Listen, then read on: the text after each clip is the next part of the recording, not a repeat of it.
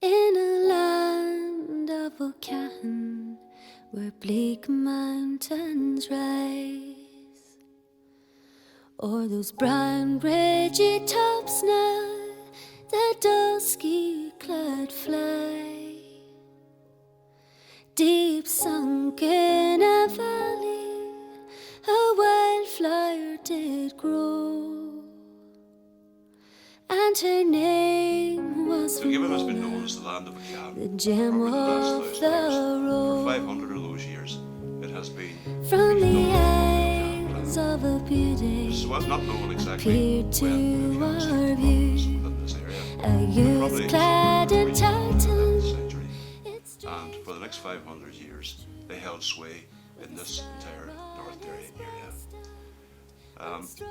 They started to build the priory in Dungiven round about 1150, and it became then the great burial place of all the O'Cahan clan, most famous of whom, who is buried here, is one Cooey na Gael O'Cahan.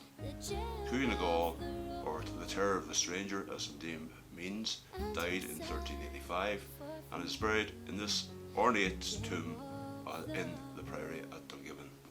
Cooey na Gael was also the grandfather of Finvola, who died in 1428, and Finvola is very much a well-known local love story. She married one of the MacDonalds of the Isles, and on the promise that if anything happened to her, that she would be buried back in Dungiven. Prior to O'Cahan's death, what actually used to be here in this building? What was this building?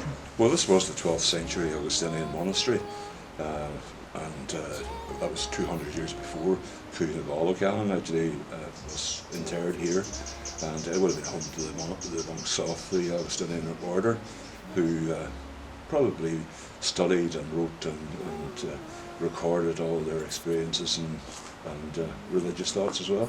Yeah. So the priory, what relevance does it have to Dungiven itself as a town?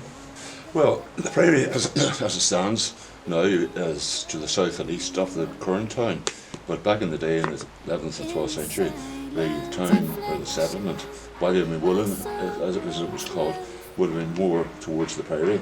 And I'd say recent excavations around the new road have revealed, the extent of those settlements, and there's quite a number of artefacts that have been uncovered, I think somewhere in the region of 600, so it'll be interesting to get those documented and detailed. So did O'Cahan choose to be buried up at the old priory? Well, this was the traditional burial ground of the O'Cahan clan.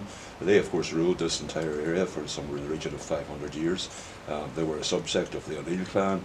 The O'Cahans would have ruled basically from the River Van to the River Foyle, and they'd have fought with and for the O'Neills as well. So this is also hopefully the burial ground too of Finvola O'Cahan.